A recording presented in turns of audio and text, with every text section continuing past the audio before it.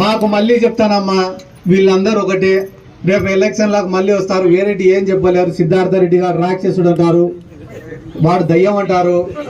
ఇవన్నీ చెప్పి మళ్ళీ ఏదో మిమ్మల్ని అడుక్కోనికి వస్తారు. వచ్చినప్పుడు ఒక మాట అడగండి, సార్ మేము ఎవరిని అడుక్కోకుండా మాకు జగన్ ఇంత సాయం చేసినాడు కదా, మీకు 5 సంవత్సరాల అధికారం ఇచ్చినప్పుడు మీరు ఎందుకు మాకు చేయలేకపోయినారు సార్ అని ఒక్క మాట అడిగిన తర్వాత నేను వెళ్ళిపోతా. నాకు మళ్ళీ పని ఉంది. ఇట్లాంటివి 68 గ్రామాలు ఉండే అందరికి పోయి చెప్పుకోవాలా. ఎందుకంటే కానీ వాళ్ళు చేసే 4 డబ్బా ఛానళ్ళు ఉండే వాళ్ళకి. చంద్రబాబు నాయుడు పిచ్చినా కూడా వాసన బలి వస్తాయని చెప్తున్నారు వాళ్ళందరూ కూడా. అంత ఘోరంగా తయారైనారు వాళ్ళు. కాబట్టి ఇటువంటి తప్పుడు ప్రచారాలను మీరు అందరూ కూడా ఎదుర్కోవాలని చెప్పి ఈ సందర్భంగా, మాకు వేరే బలం లేదు, మా కాడ డబ్బు బలం లేదు, మా కాడ పలుకుబడి లేదు, మాకుండేదంతా కూడా మీ ప్రేమ మాత్రమే. మీ ప్రేమ మా పైన ఉండాలా, మీ ఆశీర్వాదాలు మా పైన ఉండాలా.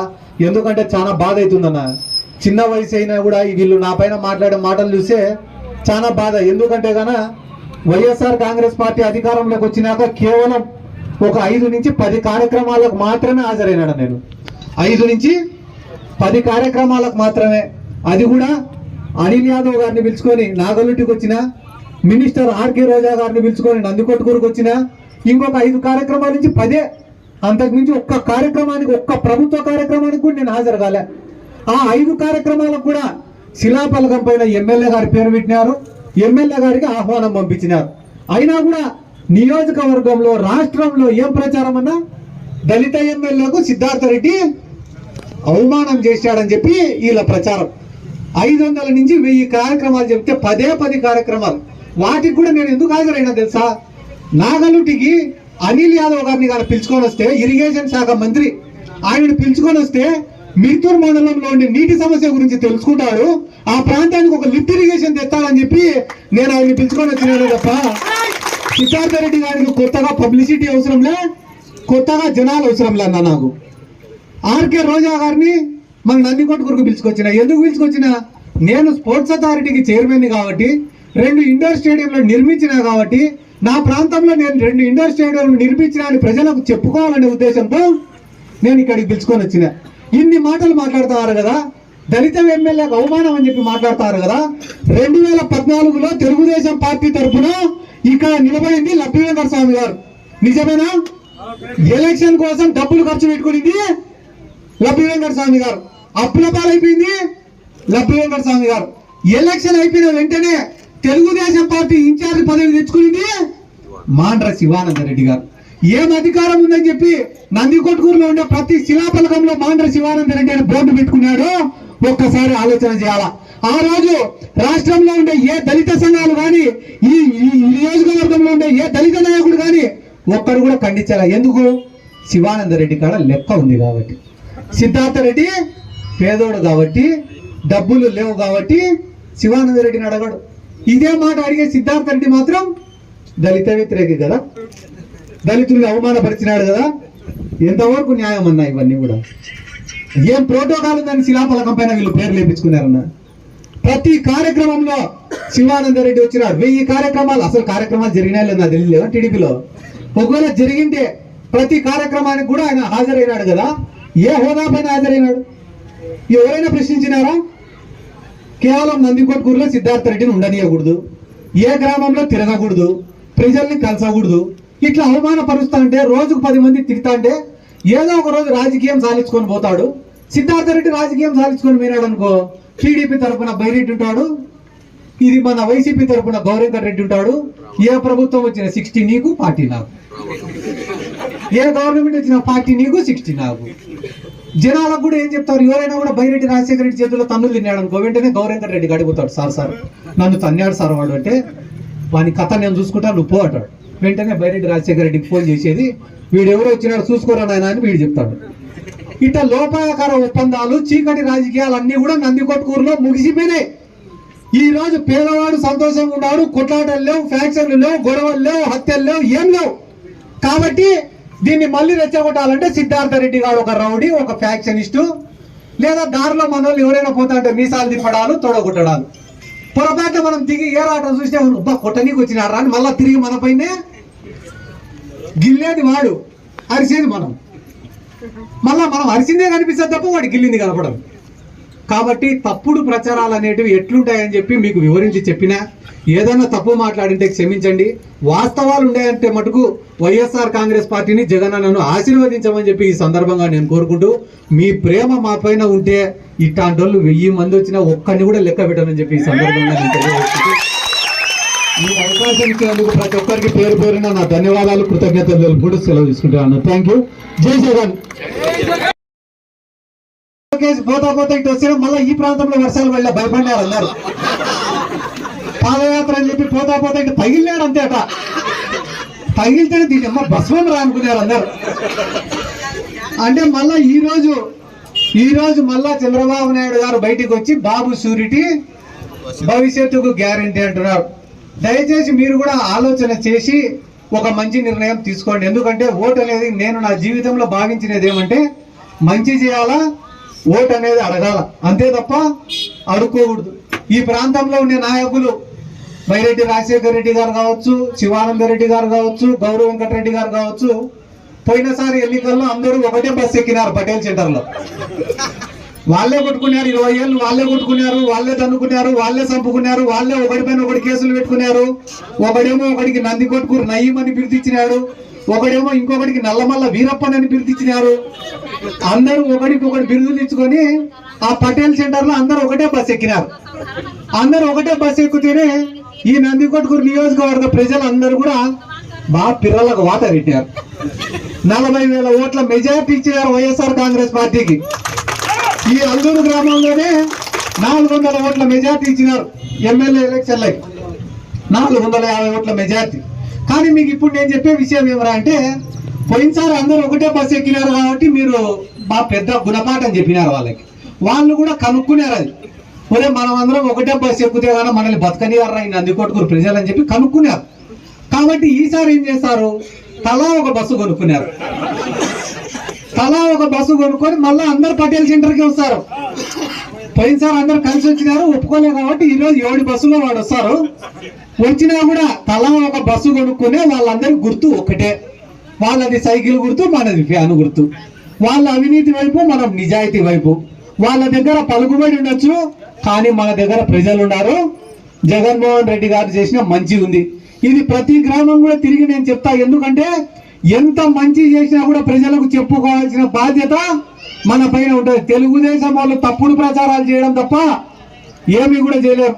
నిన్ననే ఒక అధికారిని కలిసిన, ఆయన వల్ల 30 సంవత్సరాలు ఆయన జీవితంలో చాలా నిజాయితీగా బతికినాడు. ఎంత నిజాయితీగా బతికినాడంటే ₹1 లంచం తీసుకోలే. ఎంతమంది ఆఫీస్కి వచ్చి సాయం చేయమని అడిగినా కూడా నిజాయితీగా పనిచేశాడు. ఆయన చివరి రోజుల్లో ఇంకొక 1 నెల రోజులు ఉంటే రిటైర్మెంట్ అయిపోతాడనగా ఒక ఆడామె పని కావాలని పోయింది. సార్ నాకు ఈ పని చేయంటే, అమ్మ రూల్ ప్రకారం ఈ పని కుదరదమ్మా అంటే, నాకే పని చేయవా నువ్వు అంటే, అమ్మ చెయ్యలేనమ్మా నాకు ఆ శక్తి ఉంటే ఎందుకు చేయను నేను అంటే, వెంటనే బయట కొంచెం బట్టలు చింపుకొని పరిగెత్తుకుంటా బయటికి పోయి కేసు పెట్టింది ఆయన పైన. పాపం 40 ఏళ్ళు ఆయన నిజాయితీగా బతికినాడు.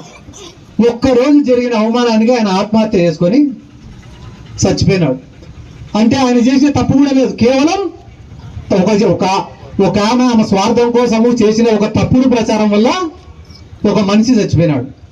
అదే రకంగా ఈరోజు రాష్ట్రంలో 2,50,000 కోట్ల రూపాయలు ప్రజల అకౌంట్లలో వేస్తే అది కనిపించడంలే చంద్రబాబు నాయుడికి.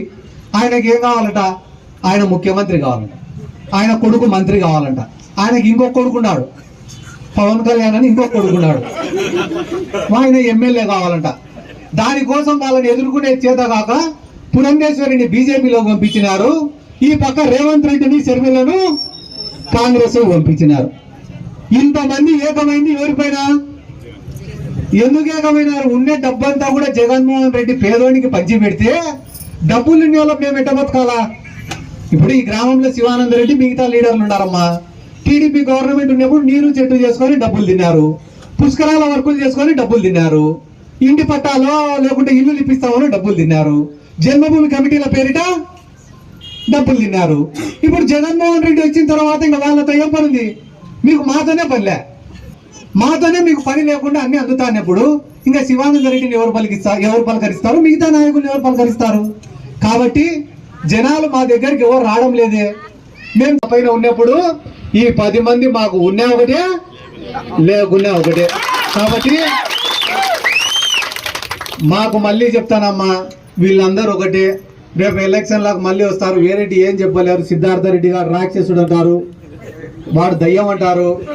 ఇవన్నీ చెప్పి మళ్ళీ ఏదో మిమ్మల్ని అడుక్కోనికి వస్తారు. వచ్చినప్పుడు ఒక మాట అడగండి, సార్ మేము ఎవరిని అడుక్కోకుండా మాకు జగన్ ఇంత సాయం చేసినాడు కదా, మీకు 5 సంవత్సరాల అధికారం ఇచ్చినప్పుడు మీరు ఎందుకు మాకు చేయలేకపోయినారు సార్ అని ఒక్క మాట అడిగిన తర్వాత నేను వెళ్ళిపోతా. నాకు మళ్ళీ పని ఉంది. ఇట్లాంటివి 68 గ్రామాలు ఉండే అందరికి పోయి చెప్పుకోవాలా. ఎందుకంటే కానీ వాళ్ళు చేసే 4 డబ్బా ఛానళ్ళు ఉండే వాళ్ళకి. చంద్రబాబు నాయుడు పిచ్చినా కూడా వాసన బలి వస్తాయని చెప్తున్నారు వాళ్ళందరూ కూడా. అంత ఘోరంగా తయారైనారు వాళ్ళు. కాబట్టి ఇటువంటి తప్పుడు ప్రచారాలను మీరు అందరూ కూడా ఎదుర్కోవాలని చెప్పి ఈ సందర్భంగా, మాకు వేరే బలం లేదు, మా కాడ డబ్బు బలం లేదు, మా కాడ పలుకుబడి లేదు, మాకు ఉండేదంతా కూడా మీ ప్రేమ మాత్రమే. మీ ప్రేమ మా పైన ఉండాలా, మీ ఆశీర్వాదాలు మా పైన ఉండాలా. ఎందుకంటే చాలా బాధ అవుతుందన్న, చిన్న వయసు అయినా కూడా వీళ్ళు నా పైన మాట్లాడే మాటలు చూస్తే చాలా బాధ. ఎందుకంటే కన వైఎస్ఆర్ కాంగ్రెస్ పార్టీ అధికారంలోకి వచ్చినాక కేవలం ఒక 5 నుంచి 10 కార్యక్రమాలకు మాత్రమే హాజరైనాడు. నేను 5 నుంచి 10 కార్యక్రమాలకు మాత్రమే. అది కూడా అనిల్ యాదవ్ గారిని పిలుచుకొని నాగలుటికి వచ్చిన, మినిస్టర్ ఆర్కే రోజా గారిని పిలుచుకొని నందికొట్కూరుకు వచ్చిన, ఇంకొక 5 కార్యక్రమాల నుంచి 10. అంతకుమించి ఒక్క కార్యక్రమానికి, ఒక్క ప్రభుత్వ కార్యక్రమానికి కూడా నేను హాజరు కాలే.